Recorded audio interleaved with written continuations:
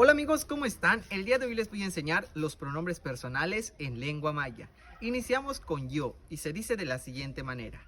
Ten, ten, ten, tech, tech, tech, tú.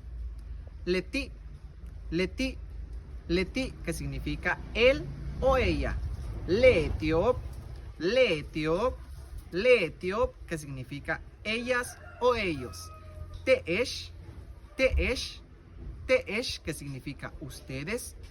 Toon, Toon, que significa nosotros. Y para repasar estos pronombres personales, diseñé un juego en la plataforma de Wordwall para que los niños repasen estos pronombres personales en lengua maya. Les dejaré el link en la descripción del video.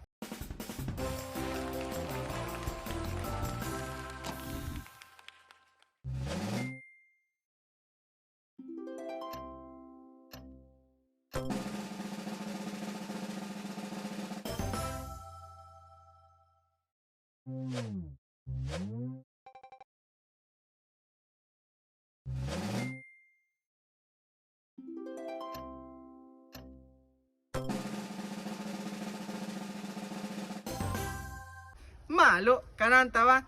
Bueno, cuídate.